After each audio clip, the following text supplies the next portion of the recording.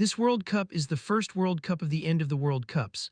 That sentence was spoken out loud, on air, by the man tens of millions of Latin Americans hear calling the biggest football matches on the planet, not a blogger, not a social media critic with nothing to lose. Fernando Palomo, 26-year ESPN veteran, lead Spanish-language play-by-play voice for Champions League finals, Copa Americas, and World Cups, said those words live at the tournament he was being paid to cover. And that changes everything about what those words mean, because when a pundit says FIFA is broken, it's an opinion.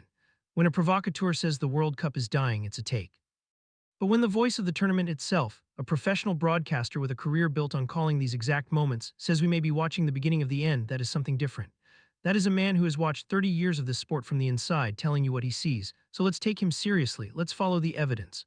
And let's understand exactly what Fernando Palomo meant when he said the cow is being squeezed dry. Palomo didn't just drop the apocalyptic line and move on. He gave us a framework. He said, they are squeezing the cows so hard they are going to leave it with no milk. This metaphor has three specific parts and each one matters. The cow is not FIFA. The cow is football itself, the sport, the culture, the emotional infrastructure that billions of people have spent their lives building around a tournament that arrives every 4 years. The milk is what makes it worth watching. The atmosphere, the accessibility, the feeling that the World Cup belongs to everyone, not just those who can afford a seat at the table. And the squeezing, that's where the receipts are, because Palomo wasn't speaking in abstractions. Every single squeeze he referenced has a documented, verifiable fact behind it. Start with tickets. Between October and April, dynamic pricing raised World Cup ticket costs by 34%. The increases were quiet. There was no announcement, no press release, no public acknowledgement. Fans who had been budgeting and planning for years watched prices move in real time. Then in June, FIFA reversed course, but the damage was already done. Thousands of fans had already been priced out of attending a tournament they had spent years planning around. And then there was the moment that crystallized something important. FIFA President Gianni Infantino was photographed listing tickets to the final at $32,970 on FIFA's own platform. Then he made a joke about delivering a hot dog. The juxtaposition is not subtle.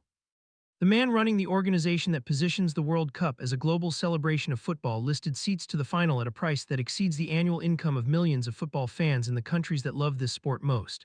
Then there is the access problem, and this goes beyond pricing. 39 countries were placed on a ban list that blocked their citizens from attending 2026. This is not a hypothetical.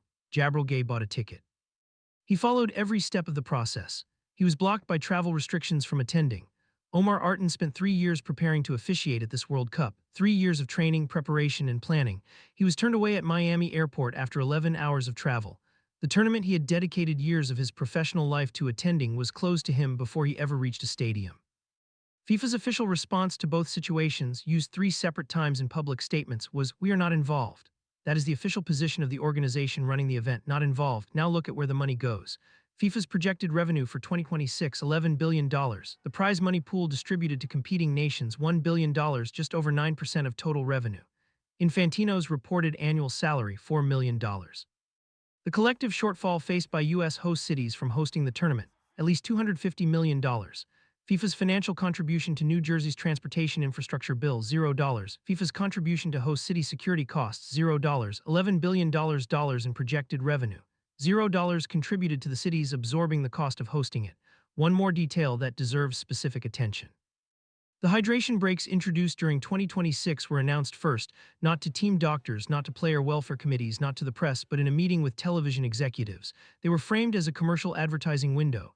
Only afterward were they presented publicly as a player welfare initiative. That sequencing is documented. That sequencing matters. Palomo made a second statement that is harder to dismiss than the cow metaphor because it is structural rather than emotional. He said, "The more authoritarian the government, the more beneficial for the owners of the event." He said this live on ESPN at the tournament. This is not a political argument, it is an observation about incentive structures. FIFA operates most efficiently in environments where its demands face the least friction. Where there is no independent judiciary to challenge contracts, where press access can be controlled, where civil society organizations cannot mount effective opposition, where government priorities align completely with delivering whatever FIFA requires. Look at the host sequence. Russia 2018, Qatar 2022. United States 2026, an edition that has seen fans from 39 nations blocked from attending, a referee turned away after 11 hours of travel, and Infantino receiving FIFA's inaugural Peace Prize at the Kennedy Center. Saudi Arabia 2034, awarded through a process that critics described as structurally predetermined before it began. Each of these decisions was made by FIFA's own governance structures. Each of them produced an environment where FIFA's demands were met without significant resistance. This is not a conspiracy theory. It is a pattern. Here's where Palomo's analysis becomes genuinely uncomfortable because he does not stop with criticizing FIFA or questioning host governments. He turns the camera around. He said, "We are making participants of you, and we are also consciously arriving at the recognition that we are willing to accept anything for a World Cup." Read that carefully. He's not saying fans are foolish. He is not blaming viewers for watching. He's describing a dynamic, a structural reality that FIFA understands and depends on. The sport is good enough. The World Cup is important enough.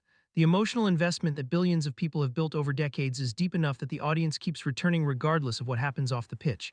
Messi is on the field, the football is compelling, the group stage stories are real, the knockout drama is genuine.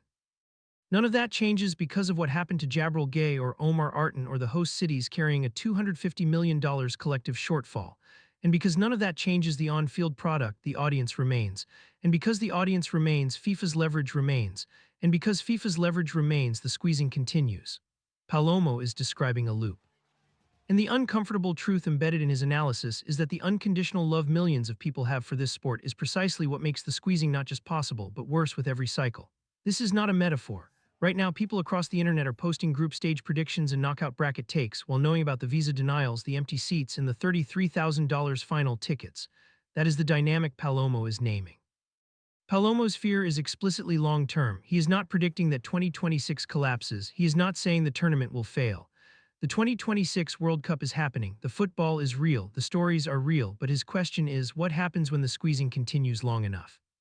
The fans who built their lives around this sport, the ones who saved for decades to attend a World Cup, who passed the tradition down through generations, who organized their summers around the group stage draw, what happens when enough of them are priced out, locked out, and turned away often enough that they redirect their love somewhere else? Not dramatically, not with a public announcement, just quietly, gradually over a decade or two as the emotional calculus shifts.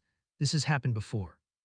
Institutions and sporting organizations that once seemed invincible lost their audiences not in a single moment but through a slow erosion, each cycle extracting slightly more than the last, each tournament slightly further from the version that built the original loyalty. By the time the numbers showed a problem, the problem was already structural. Viewership for 2026 is still strong. Engagement is still positive. The short-term indicators are fine.